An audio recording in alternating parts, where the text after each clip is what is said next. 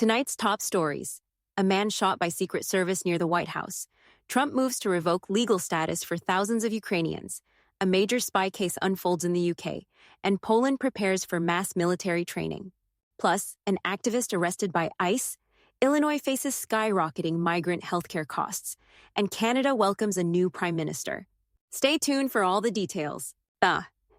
A man was shot by Secret Service agents near the White House after brandishing a firearm. According to officials, 27-year-old Andrew Dawson traveled from Indiana to Washington, D.C., reportedly seeking suicide by cop.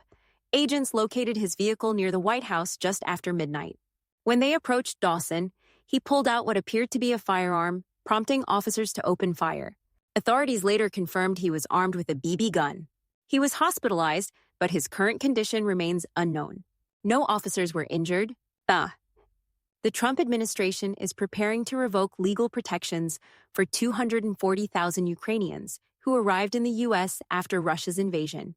The move is part of a larger effort to roll back temporary status for 1.8 million migrants admitted under the Biden administration.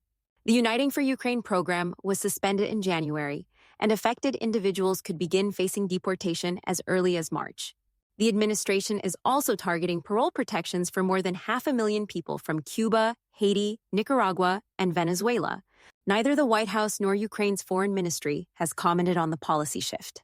A UK court has convicted 3 Bulgarian nationals of spying for Russia in one of the country's most extensive espionage cases. The group, led by Orlan Rusov, gathered intelligence on journalists, dissidents, and Ukrainian soldiers across multiple European countries. Authorities discovered a stockpile of espionage equipment, including disguised cameras, drones, and nearly 500 SIM cards.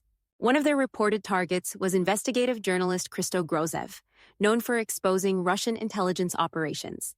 The convicted spies now face up to 14 years in prison. Poland is preparing to implement mandatory military training for all adult men.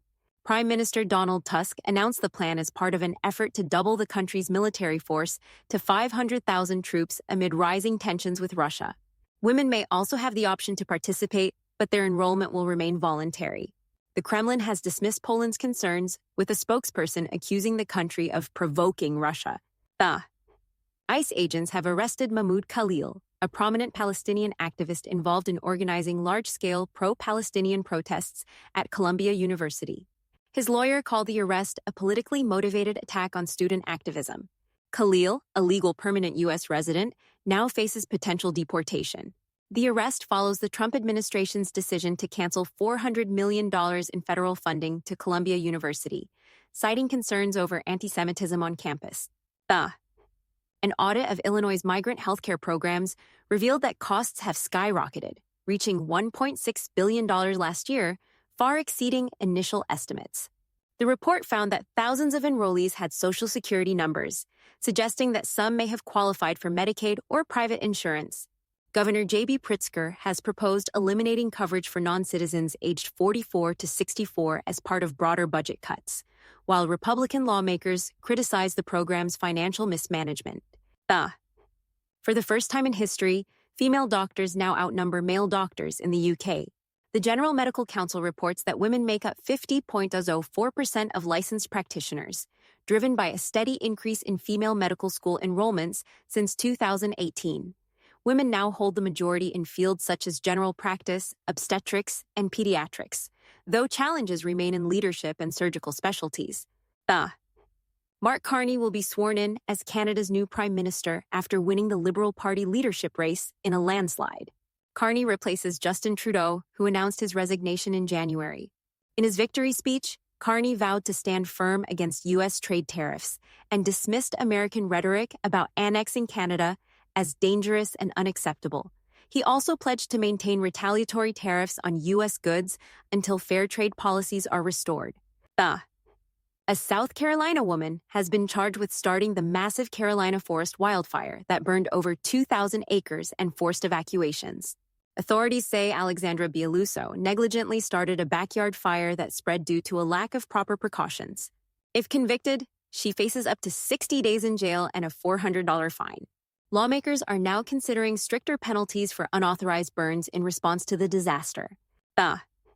The Trump administration has officially canceled $400 million in federal grants to Columbia University over allegations of anti-Semitism on campus. Education Secretary Linda McMahon said the decision is part of a broader crackdown on colleges accused of failing to protect Jewish students. Columbia has pledged to work with the administration to restore funding while also taking steps to address campus discrimination concerns. That's all for tonight's news update. Thank you for joining us. We'll continue to monitor these stories and bring you the latest developments. Stay safe, stay informed, and have a good night. If you enjoyed this video, don't forget to hit the like button, share it with your friends, and subscribe to the channel. And don't forget to turn on the notification bell so you never miss an update.